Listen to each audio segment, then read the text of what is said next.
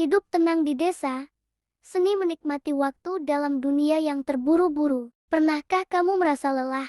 Bukan karena pekerjaan fisik, tapi karena hidup yang terasa terus-menerus dikejar waktu. Bangun pagi, buru-buru berangkat kerja, terjebak macet, dikejar deadline, lalu pulang dengan tubuh dan pikiran yang sama lelahnya, lalu semuanya terulang esok hari, dan hari setelahnya. Kita hidup dalam dunia yang terus bergerak cepat.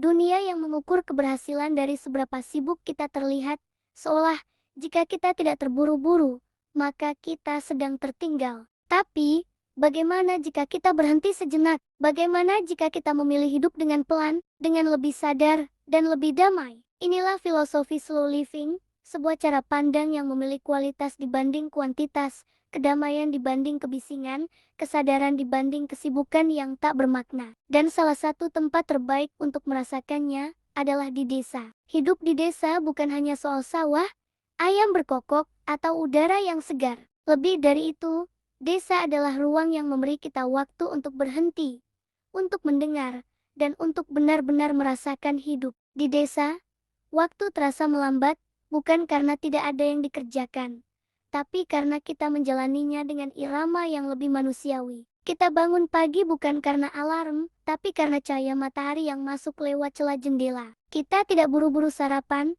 karena kita tahu, hidup bukan lomba. Kita menyapu halaman sambil mendengar suara burung, menanam cabai, memanen sayur, memberi makan ayam. Semua dilakukan dengan tangan dan hati. Slow living bukan berarti malas atau tidak produktif. Justru sebaliknya, kita menjadi lebih hadir dalam setiap hal yang kita lakukan. Kita minum kopi pagi dengan tenang, sambil duduk di teras, memandang kabut yang masih menggantung di bukit. Kita bercakap dengan tetangga tanpa terburu-buru, tidak ada tekanan, tidak ada persaingan, tidak ada perlombaan untuk menjadi lebih dari yang lain. Kita tidak lagi hidup untuk mengesankan orang lain, tapi untuk menemukan damai dalam diri sendiri. Hidup tenang di desa juga mengajarkan kita untuk kembali ke akar.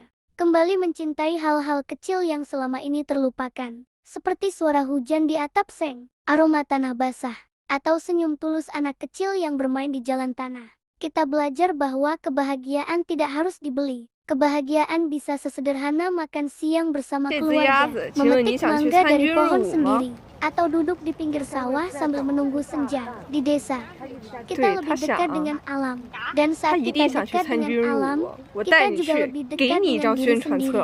Slow living bukan berarti harus tinggal di desa, tapi desa memberi kita contoh nyata bagaimana hidup bisa lebih sederhana dan bermakna. Dan mungkin, setelah sekian lama kita berlari, saatnya kita berhenti sejenak, menarik napas, dan mulai berjalan lebih pelan. Bukan agar kita sampai lebih cepat, tapi agar kita bisa menikmati setiap langkah, dan benar-benar hidup.